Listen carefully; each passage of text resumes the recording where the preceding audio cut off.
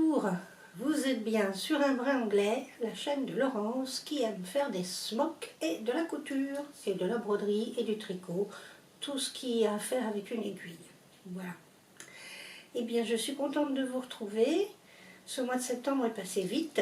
Bon, ben, la pluie est là, il n'y a pas d'autre, c'est l'automne, les orages, tout ça, bon, voilà.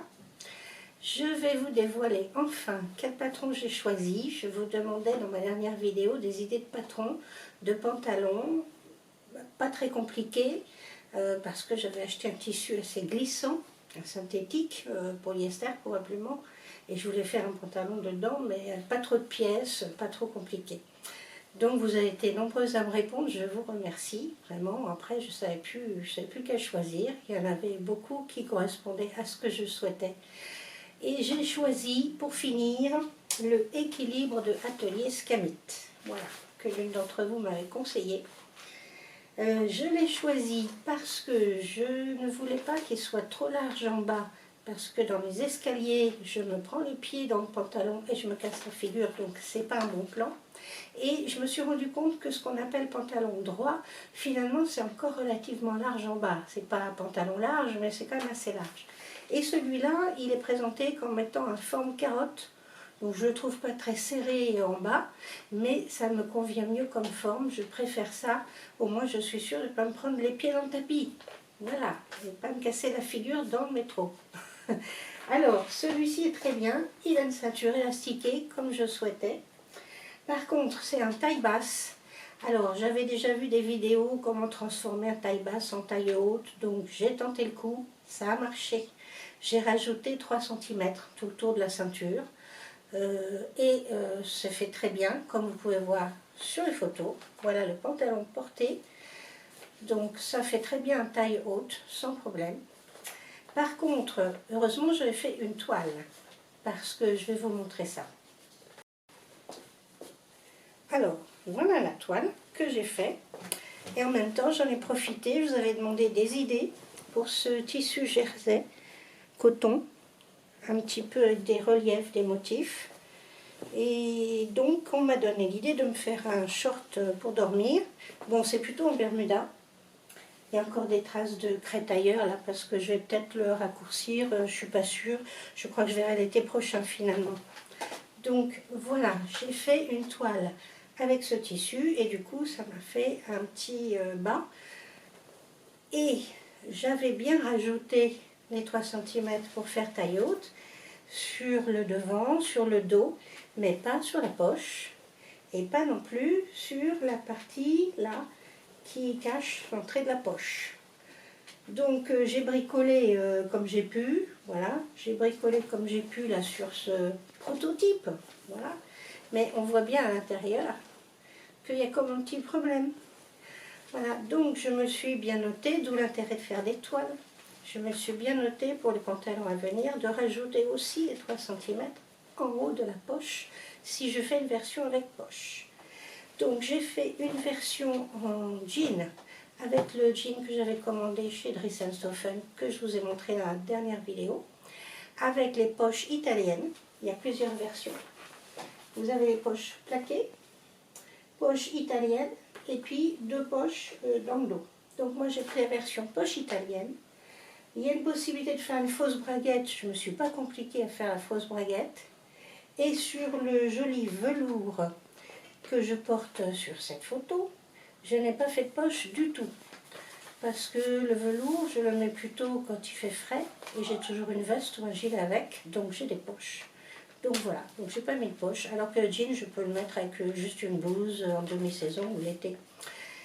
Donc voilà comment j'ai fait mon compte. J'ai réduit la ceinture de 1 cm parce que je n'ai pas fait ce petit froufrou là, cette petite fronce au-dessus de la ceinture. Je vous montre sur le pantalon. Et voilà.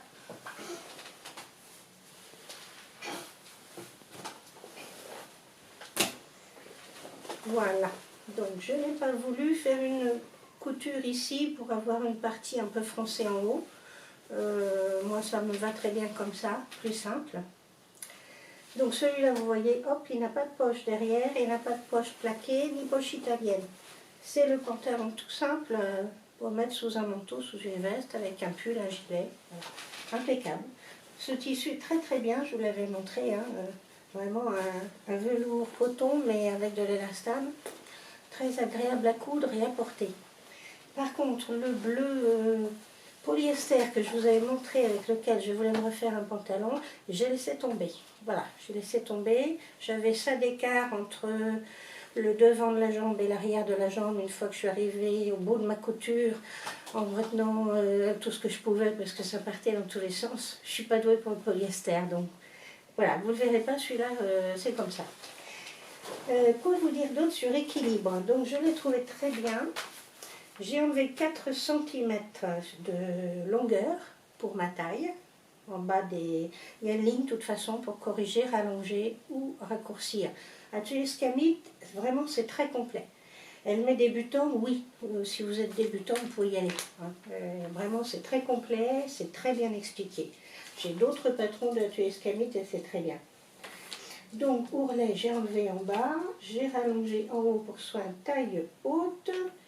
Et oui, si on ne met pas les parties dans le sens du tissu, si on a un tissu uni, comme le mien, on peut mettre tête bêche en taille 44. Moi j'ai pris un taille 44, ça va du 32 au 52.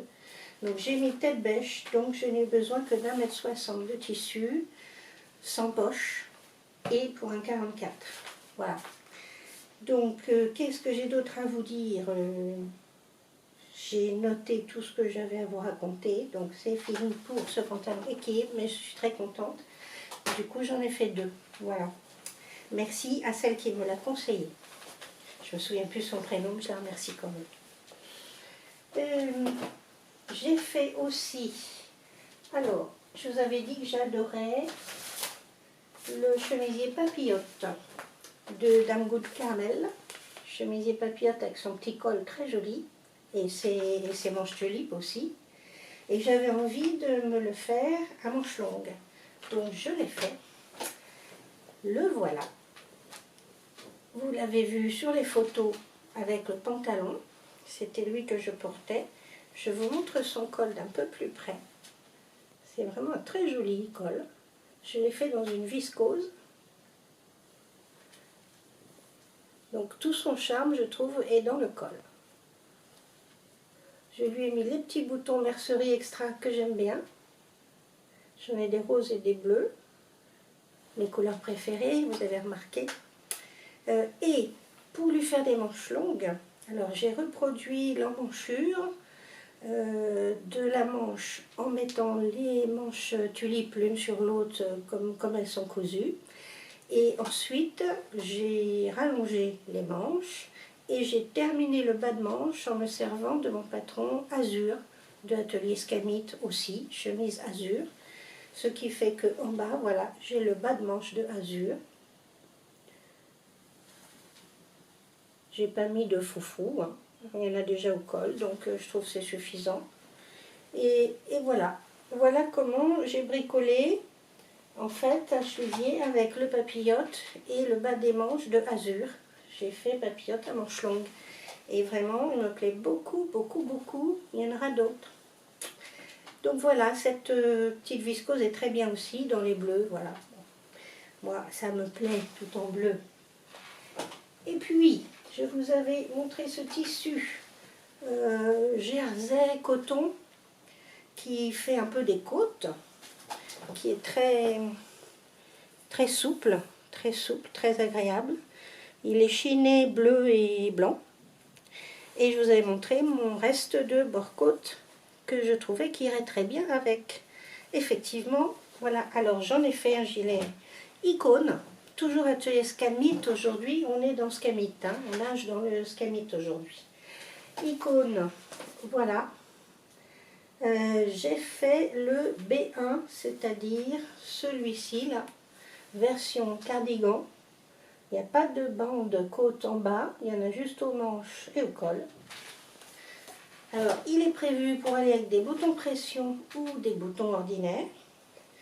Donc, le col, j'ai eu du mal parce que je ne l'ai pas coupé dans le bon sens. C'était un reste de tissu, je l'ai coupé dans l'autre sens et il n'était pas très extensible.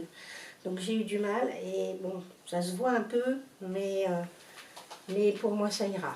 Voilà. J'ai eu du mal, mais sinon, pas de souci, hein, j'en ai déjà fait. C'est un très bon patron aussi. Les bas de manche, ils sont comme ça, sortis au bord-côte du col. En bas, alors en bas, ça gondole un petit peu. En bas, j'ai surfilé au lieu de faire 2 replis.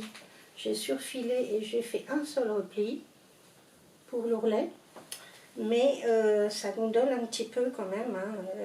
C'est extensible, c'est un tissu extensible. Donc, bon, mais enfin, moi ça me va. Par contre, pour les boutonnières,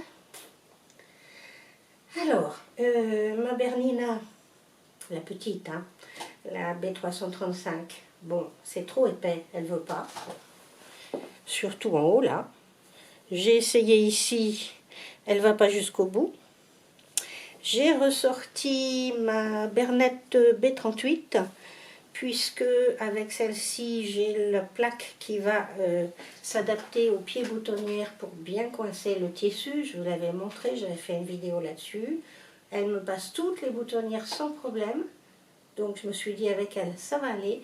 Et ben non, elle n'a pas voulu non plus. Alors c'est très épais et c'est un tissu très extensible. Donc je pense que c'est ça qu'elles n'ont pas aimé. Donc je vais enlever les ratés. Là, je ne les ai pas ouvertes, hein, heureusement. Je vais découdre. Et soit je vais mettre des boutons pression, mais pas les petits blancs nacrés que j'aime bien. Parce que j'ai remarqué quand c'est très épais, ils sont trop petits. Il faut des boutons pression plus gros que je n'ai pas. Soit je le laisse comme ça sans bouton. Je penche plutôt pour des boutons pression. Donc le voilà porté en photo, sans bouton. Je n'ai pas pu mettre mes jolis petits boutons. J'ai 2 machines à coudre, je ne vais pas en acheter une 3e. J'ai vu dans des vidéos qu'il y a des machines spéciales pour faire les boutonnières. Je ne sais pas comment ça s'appelle. Ancienne, hein, j'ai vu ça sur une couturière qui fait des robes en dentelle, des robes à l'ancienne, comme j'aime bien faire pour les poupées. Et elle a une machine spéciale pour faire ses boutonnières. Mais j'en suis pas encore là. Donc voilà, je sais qu'on peut aller les faire aussi, les boutonnières, mais bon, je ne vais pas aller faire des boutonnières pour un gilet. C'est dommage, surtout que mon trench, elles étaient passées sans problème sur mon trench coat, les boutonnières, avec ma Bernina B38 et son stabilisateur pour pied à boutonnière. Mais bon, là, ça veut pas, et quand ça veut pas, ben ça veut pas. Donc je pense que la prochaine fois que je vais à Paris, je fais un saut chez Fil de Mille, et je vais trouver des boutons pression suffisamment costauds pour cette épaisseur-là. J'emporterai du tissu, je leur montrerai, je leur demanderai leur avis. Voilà pour ce qui est vêtements pour ce mois de septembre. Je porte la petite blouse Wendy, vous l'avez peut-être reconnue, aidez-moi, de Sophie Denis. Voilà, Wendy de Sophie Denis, et un gilet Marceau, Monceau. Un gilet Monceau que j'ai cousu il y a déjà presque un an, je pense. Ouais, oui, il doit bien avoir un an celui-là. Avec des boutons pression, voilà, dont je vous parlais tout à l'heure. Là, sur ce petit jersey, ça allait encore, juste, mais je l'avais fait en sweat aussi, sur du sweat, les boutons pression, là, ils ne tiennent pas, ils se détachent parce que c'est trop épais. Donc, il faut que je trouve d'autres boutons que ceux-là, pour mon petit gilet icône. Maintenant, je vous montre ce que j'ai cousu en accessoires, parce que j'ai fait aussi quelques accessoires que je vais envoyer pour des ventes pour une association qui s'occupe d'attraper et stériliser les chats. Vous connaissez, il y en a pas mal des associations comme ça. Donc voilà, elles font des ventes au profit de l'association et je leur envoie ça. Je vous montre tout de suite. Alors voilà, avec mes chutes de tissu, notamment de la Wendy, j'ai refait ces petites trousses que je vous avais déjà montré. Je vous remets le lien sur le tuto. C'est une trousse arrondie qui n'est pas très difficile à faire. Je trouve que c'est une des plus faciles que j'ai jamais essayé. Les finitions sont très bien, hein, les doublés. Voilà, et très, très chouette à faire. J'en ai fait une autre comme ça. J'en fais pas mal parce que ça se vend bien. Là, c'est le même tissu dehors et dedans, mais pas les mêmes couleurs. Oups. Ça, c'est un tissu que j'ai trouvé, que j'ai acheté spécialement pour l'association. Ils aiment bien quand c'est des tissus animaux, des petits crocodiles. Voilà. Donc, elle est plus grande, celle-là. Et je vous mets aussi le lien vers le tuto chez Madalena. Chez Madalena, j'ai trouvé ce tote bag pliable. J'en avais déjà fait, pas ce modèle-là parce qu'elle en a tellement. Et j'ai fait un petit tote bag comme ça, je le trouve très bien aussi. Voilà. Le tote bag pliable. Donc il n'est pas doublé puisqu'il est pliable, hein, mais tout l'intérieur est en couture anglaise, même le fond. Voilà, même le fond ici est en couture anglaise. Donc les finitions sont vraiment très bien. Il faut un petit morceau de biais, un bouton pression. Et voilà le tote bag pliable. Donc je pense que ça va se vendre aussi pour l'association. Donc je vous mets le lien du tuto si vous voulez vous lancer, vous en faire un. En plus, ce que je trouve bien, c'est qu'il n'est pas trop profond. Les tote bags, souvent, ils sont très profonds. Celui-là, il est large, mais pas très profond. Donc ça change un peu. Voilà pour mes aventures du mois de septembre. J'ai des projets, bien sûr. Donc, il y aura d'autres vidéos, je vous le promets. Je ne vous dis pas quoi encore. Mais voilà, prochaine vidéo. Ah oui, je vais peut-être vous faire aussi, vous me direz si ça vous intéresse ou pas, justement. Je pensais faire une vidéo, je commence à avoir pas mal de patrons, sur les patrons que j'aime beaucoup, que je recommande, et les patrons, pas dire du mal, mais les patrons que j'aime moins. Voilà. Donc peut-être je peux faire une petite vidéo sur mes patrons préférés que je recommande, et les patrons un peu plus compliqués, ou un peu que j'aime moins la forme, ou c'est moins bien expliqué. Bon, voilà. Peut-être, je vais vous faire un petit tour d'horizon de mes patrons. Si ça vous intéresse, voilà, vous me dites et je vous ferai une petite vidéo assez courte là-dessus. Et bien sur ce, je vous souhaite un bon week-end, ça arrive bientôt. Bon week-end, il ne pleuvra pas trop en région parisienne. Je crois que ça doit s'arranger un peu. Il va faire plus froid, mais on va arrêter un peu la pluie. Et puis les autres régions, bah, évidemment, je ne vais pas regarder. Donc je souhaite du soleil à tout le monde quand même. Des bonnes causettes. Merci, à bientôt.